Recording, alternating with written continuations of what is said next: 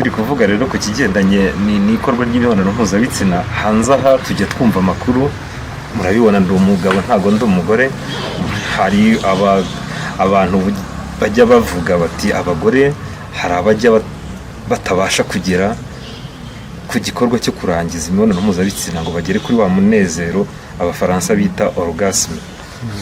Umuntu akibaza, ese utaragira iyo orgasme, utararangiza na rimwe mu buzima maze nk'imyaka myinshi abana n'uwo bashakanye, yabifata nk'uburwayi? Ni ikintu gikwiye gutera impungenge wa muntu niba atarigera na rimwe arangiza uko bivugwa uyu munsi, ku buryo yajya kwa muganga? Mwe mubifata mute, mubisobanura mute? Orgasme cyangwa kurangiza ni ikintu nacyo kivugwaho byinshi bitandukanye, buri wese akakivuga uko acyumva, buri wese akakivuga uko agitekereza, cyangwa se na buri wese akakivuga agendeye ku bunararibonye cyangwa ubunararikoze niba ariko umuntu yabyita bwe. Imibonano mpuzabitsina ntabwo ifite igishushanyo igomba kugenderaho kugira ngo uvuge ngo itangira gutya, igakorwa gutya, igakurikira gutya, ikaza kurangira gutya, akaba ari byo mubonano mpuzabitsina w'icyitegererezo.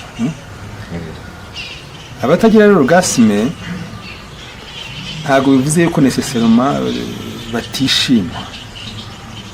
Orgasme cyangwa kurangiza ntabwo ari cyo kimenyetso cy'uko umubonano mpuzabitsina wagenze neza.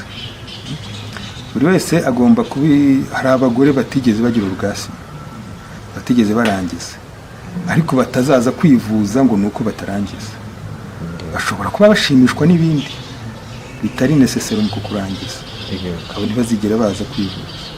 Ariko hari n'abandi ushobora kuba narangiza ntamenye yuko yarangije, kuko bamubwiye ko ngo kurangiza bimera gutya, umugore aba ameze gutya, arangiza gutya, kugira ngo mu ijuru rya gatatu niko babyita, cyangwa akabitekereza akabyimagina, ariko ntamenye ibyo ari byo. Umugabo akazamubwira ati nyamara ibi ngibi ndabona ari byo sawa.